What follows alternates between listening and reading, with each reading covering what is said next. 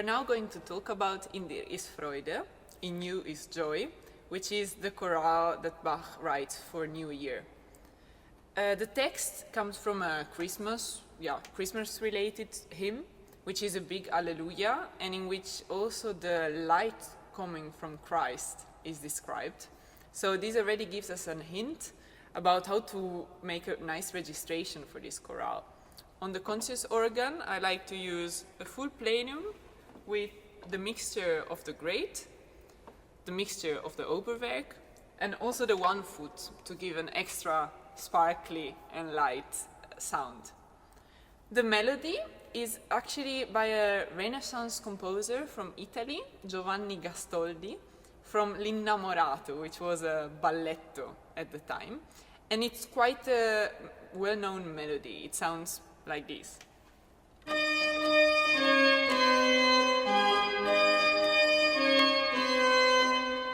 And so on. What we see is that this chorale creates a big contrast with both the preceding one, Das alte Jahr vergangen ist, because the previous one was very meditative and a bit melancholic about the old year being finished and reflecting, looking back. And this one is very joyful and looking forward and being happy about what we have. But also, there is a big contrast with all the other chorales of the Orgelbuchlein. We have seen that they were almost like miniatures, where the chorale melody was mainly in the soprano, and it was being played once and sort of harmonized and embellished, of course, but it was being played all after each other.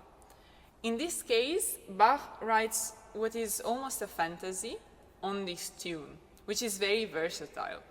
We see, for example, that the melody becomes only gradually audible. So it starts actually in the tenor, which is quite unusual, and then it's followed by imitations in the various voices. So if we try to listen to them,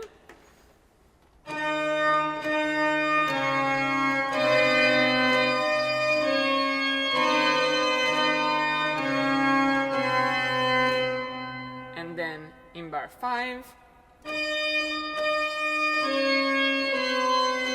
and in bar 7, in the pedal, and in bar 9, even harmonize with 5 voices.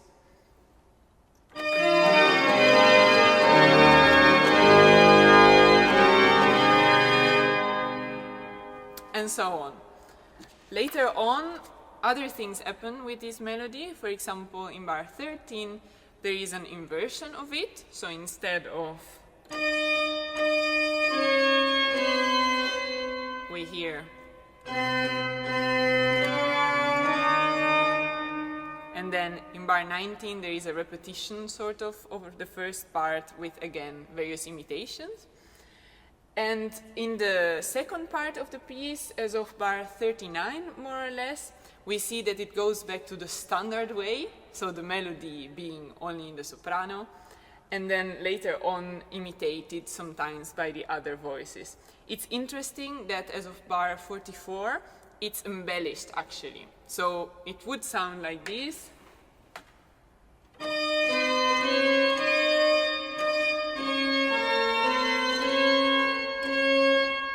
But we hear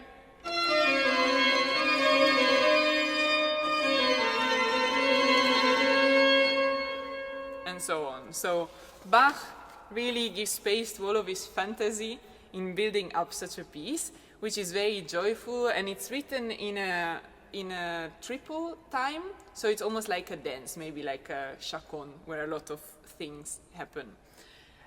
Besides the melody, there is some other elements that are important. For example, a big coloratura, so a big virtuosic passage that is built on the word Freude, so joy.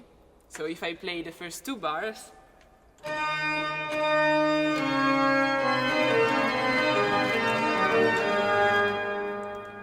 this little motif is repeated also a lot of times as an ostinato almost. And then comes the pedal, which has this figure almost like some church bells, and it is also used as an ostinato. It sounds like this.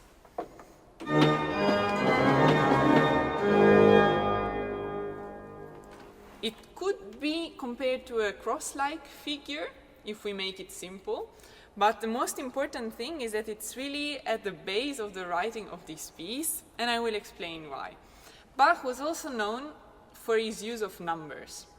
So now we are going to do some counting. This pedal ostinato in the first part of the piece, which is until the cadence to E minor in bar 17, appears 6 times. In the second part, the repetition of the first, it appears 6 more times. And then in the last section, the one where the melody we said is only in the soprano, it is 3 times, but this section is repeated, so 6 times. In between these two, we could say A and B sections, it is repeated twice directly after each other. So it's also a way of showing that something else is happening, something is changing. So if I play the pedal part from bar 37,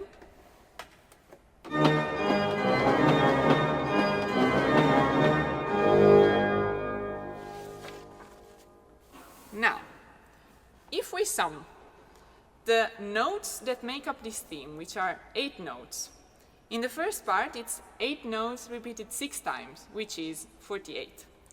In the second part, again, which is 48. Then this linking piece, where it's repeated twice after each other, is 14 notes.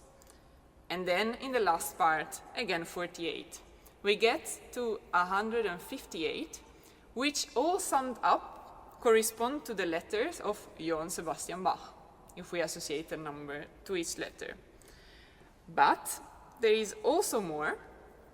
For every part, we said that this motive is repeated 6 times. 6 times 8 notes is 48, which is 2 times 1 times 3 times 8, which also are the numbers corresponding to the word Bach.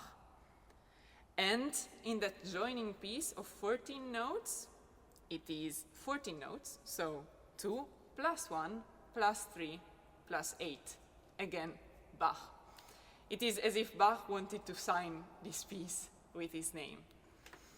Now, just a final remark about this pedal part. We said it is indeed very important. Bach plays a lot with it. And we see 2 exceptional things. First, the only pedal solos in the Orgelbuchlein, like this.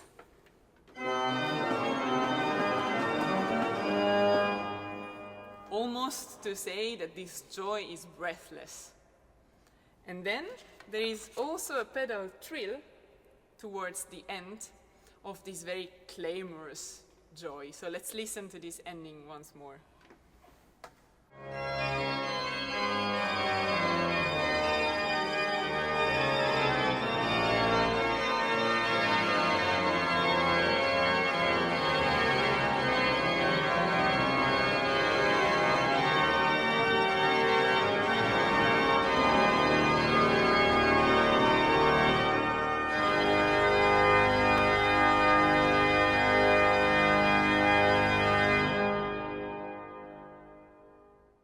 Thank you for being part of the Orgelbuchlein project. This is more than music. It's a message of deep human emotions, from sorrow to joy, and a shared hope for a better future. At the Conscious Foundation, we believe everyone deserves a peaceful home, and we think that music has the unique power to unite people in harmony. From the organ at St. Michael's Peace Church in Leuven, we bring this vision to life. Through inclusive composition projects, regular concerts, and our annual Organ Marathon for Peace, we inspire connection and hope. One day, we dream of hundreds of organs worldwide joined together in a resounding call for peace. Help us amplify this message by joining our Patreon community. Link in the description.